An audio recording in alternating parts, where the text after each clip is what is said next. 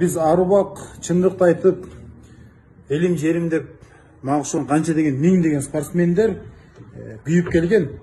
Ошо биз атак даңктаган элибизди, жерибизди, флагыбызды булар сөз эркиндигин жок кылып, бизди саткан жатат.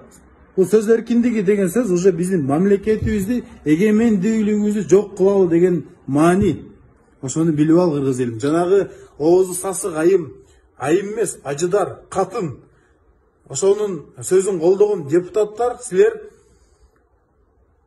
силер саткынчысыңар. Силердин атаңар да ошондой кыргызга душман болгон. Кыргызды сатып, жеп келип, анан силерге берген. Силер пайда болгонсуңар, силер ошо атаңардан калган воспитанияны колдонуп, силер сатып жеп атасыңар. Силердин да балдарыңар ошондой сасык болот оозунан. Бетинде нуру жок. Коррупцияга белчесинен малынган. Мен коркпойм ачыкты айтканды. Анткени кыргыз элим, Кыргызстаным мага керек. Кыргызстаным кыргыз элиме керек. Кагылайын элим, жерим. Ойгон, көзүңдү ач. Арзыбаган акчага сатылып келдиң 30 жылдан бери. 30 жылдан бери парламентте ошол эле сөздөр, ошол эле көздөр. Ошолорду биз багып, ошолорду ушул убакка дейин чыдап келтабыз. Багып десек, мына карайлы. Границада эмне болуп атат? Мына бир ажо кетти, экинчиси деле ошол, экинчиси кетти, үчүнчүсү келди, үчүнчүсү деле ошол. Өзгөрүү жок эч кандай. Өзгөрүү. Коркпо кыргыз элим, башыңды өйдө көтөр, алдыга кадам кыл.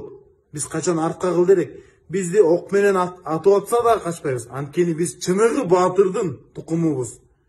Эч качан унутпайлы, биз баатырдын тукумубуз. Биз аракеттенсек, биз ниеттенсек, ниетибизди түз койсок, бизге ошондой чыныгы элин жерине күйгөн адам келет. Неге десеңер, ар бир адам өзүнөн башташ керек. Чыңгыз атабыз айткан, адамга күнүгө адам болуш оор деп. Биз өзүбүздөн баштайлы, өзүбүздү сатпайлы. Өзүбүзгө мекенибизди ойлойлу. Артыбыздагы жаштарды ойлойлу, өсүп келаткан. Азыркы идеологияны, азыркы кадам кылып аткан жаштарды колдоп 2020-га выборго апаралы. Мен терең ишенем. Мен ишенем Кыргызстандын келечегине. Мен ишенем. А сен ишенесиңби? А сен колдойсуңбу? Так что коркпо кыргыз элим. Башыңды көтөр өйдө.